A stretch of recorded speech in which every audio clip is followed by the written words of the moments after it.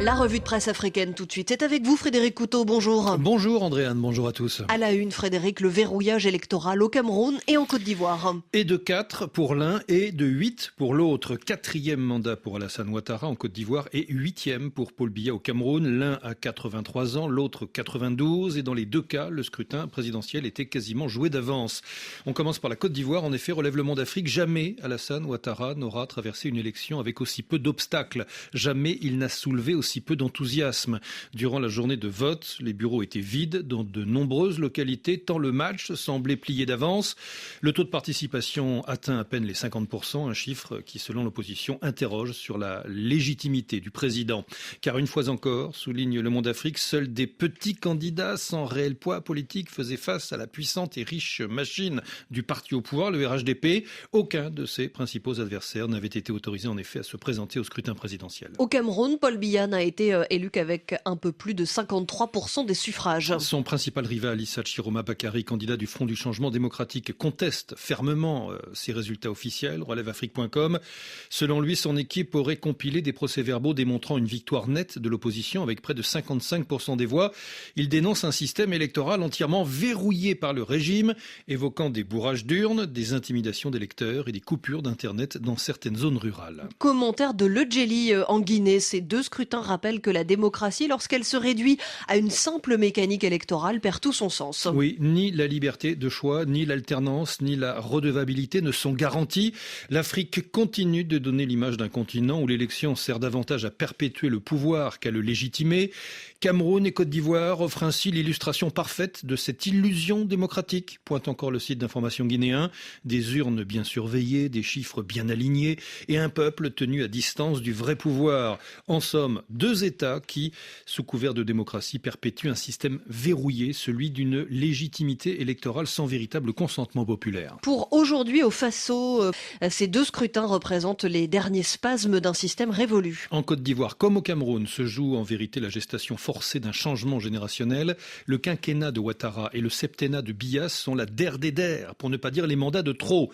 Ouakatsera, toujours au Burkina, s'interroge. Que feront Alassane Ouattara et Paul Biya de leur victoire, alors que les attentes de justice sociale ne font qu'enfler, tant en Côte d'Ivoire qu'au Cameroun? Il n'y a visiblement qu'un seul choix pour les deux, écouter leur peuple respectif. Le site Tunisie numérique ne mâche pas ses mots. Au Cameroun, un régime sclérosé et inefficient face à des populations qui brûlent de tourner la page pour se forger un autre destin.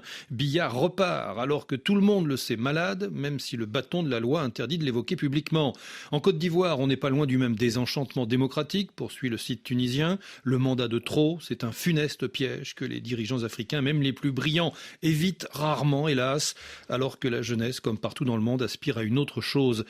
C'est un mal endémique en Afrique, soupire encore Tunisie numérique. Entre les présidents sa vie et les coups de force militaires, le continent et sa jeunesse tentent de cheminer. Ne cherchez pas les raisons profondes de notre sous-développement chronique, conclut le site tunisien. Elles sont là, sous nos yeux. Enfin, Jeune Afrique constate justement que la jeunesse africaine, la génération Z, pourrait bien révolutionner la politique. Antananarive, Rabat, Dakar, Nairobi, Lagos, Kampala, la génération des 15-25 ans descend dans les rues et bouleverse les codes, s'exclame le site panafricain.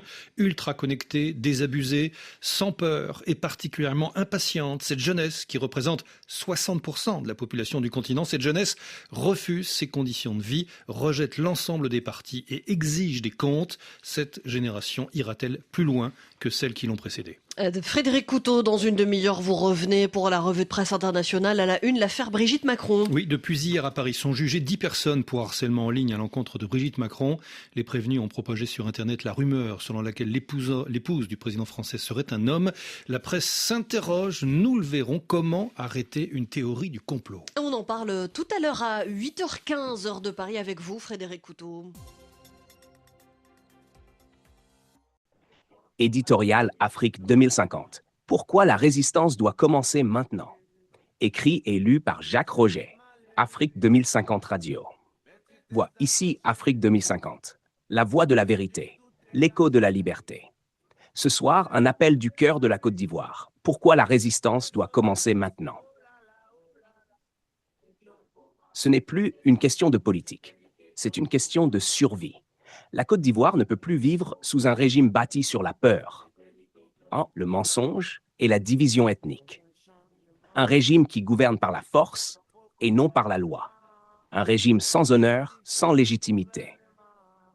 Nous devons sauver la République. Nous devons sauver la nation avant qu'elle ne perde son unité et son âme. Nous devons protéger la Côte d'Ivoire d'un système qui garde le pouvoir entre les mains d'un clan, d'une région, transformant notre diversité en instrument de domination. L'heure est venue d'imposer un vrai dialogue national pour sauver le pays de cette autocratie de clans. Le silence n'est plus une option. Ces heures sombres nous rappellent les blessures du passé, quand la haine, l'injustice et l'impunité ont déchiré notre pays. Nous ne devons plus jamais y retourner. Le moment est venu de se lever, non pour la vengeance, mais pour la justice, non pour la division, mais pour la dignité, non pour un homme, mais pour la cité d'Ivoire. Notre patrie, bâtie par le courage, le travail et la foi de nos ancêtres.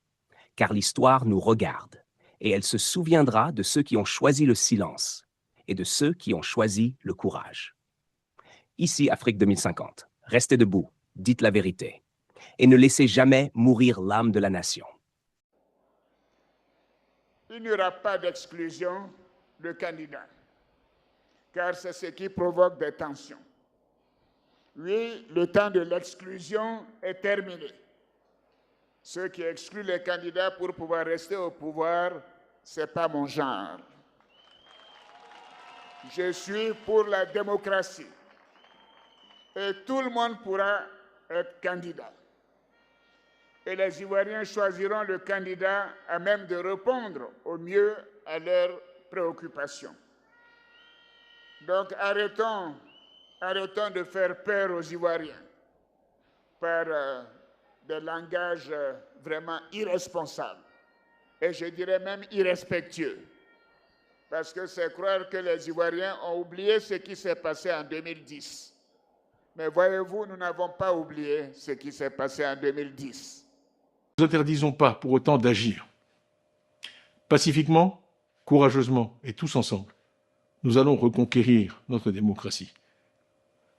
Depuis mon élection à la présidence du PDCI-RDA, j'ai dû affronter une série de procès et procédures.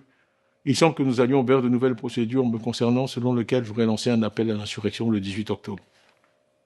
Je renvoie chacun au message que j'ai publié ce jour-là, message écrit, anniversaire de la naissance du président Houphouët-Boigny, où je disais « Évitons, pendant qu'il en est encore temps, la voie sans issue créée par le règne de la manipulation, de la violence, de l'injustice et de l'exclusion.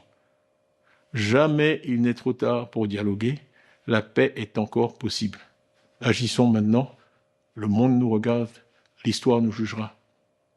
La Côte d'Ivoire de Houphouët-Boigny, notre pays bien-aimé, doit rester un pays de paix, pour que l'âme, dans son caveau du Père fondateur, repose en paix.